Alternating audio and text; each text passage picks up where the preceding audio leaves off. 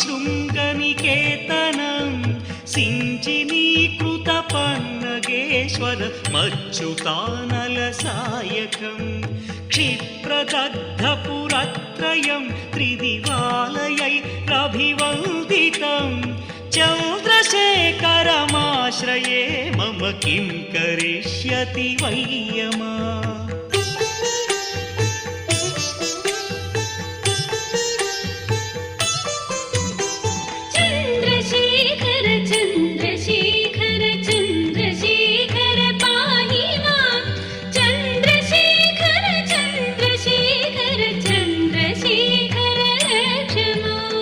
पंचपादपपुष्पगन्धपदाम्बुजद्वयशोभितं पाललोचनजातपावक दग्धमन्मथविग्रहं भस्मदिग्धकळेबरं भवनाशनं भवमव्ययं चन्द्रशेखरमाश्रये मम किं करिष्यति वैयमा।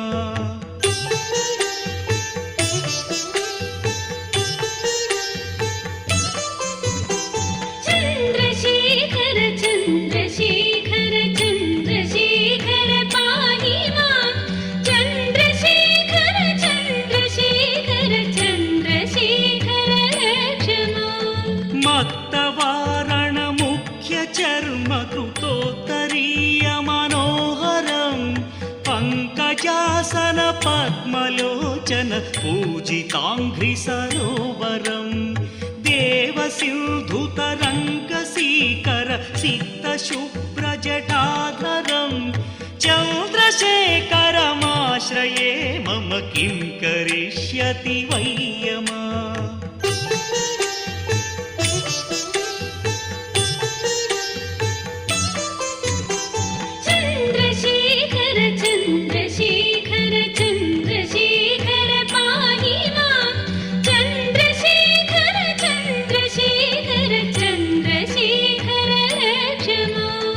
यक्षराजसखं भगाक्षहरं भुजङ्गविभूषणं शैलराजसुतापरिष्कृत चारुवामकलेवरं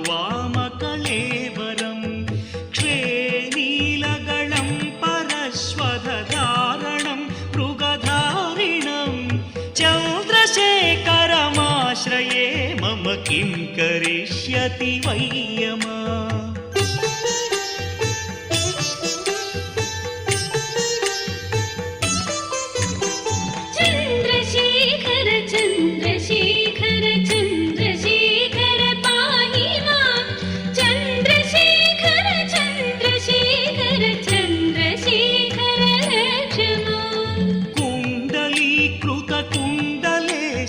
कुण्डलं वृषवाहनं नारदादिमुनीश्वरस्तुतवैभवं भुवनेश्वरम् अन्धकान्तकमाश्रितामरपादपं शमनान्तकं चन्द्रशेखरमाश्रये मम किं करिष्यति वैयमा।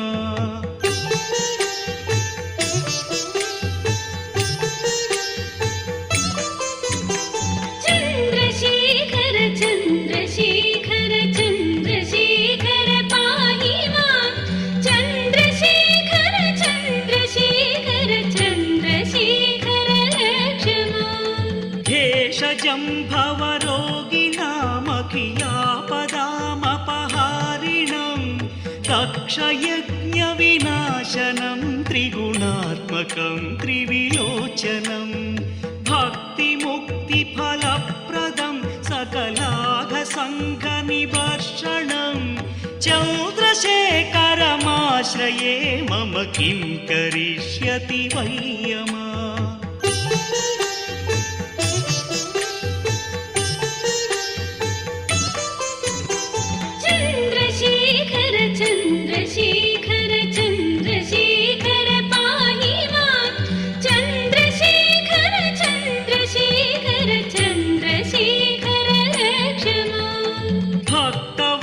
भक्तवत्सलमर्चितं निधिमक्षयं हरिदम्बरं सर्वभूतपतिं परात्परं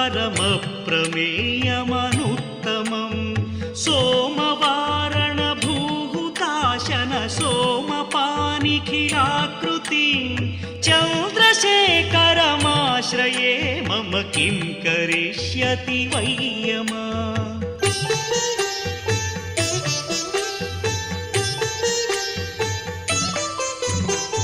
चन्द्रशेखर चन्द्रशेखर चन्द्रशेखर पाहि मां चन्द्रशेखर चन्द्रशेखर चन्द्रशेखर रक्ष माम् विश्वसृष्टिविधायिनं पुनरेव पालस तत्परं संहरन्तमपि प्रपञ्चमशेषलोकनिवासिनं क्रीडयन्तमहर्निशं गणनादयूधसमन्वितं चन्द्रशेखरमाश्रये मम किं करिष्यति वै यमा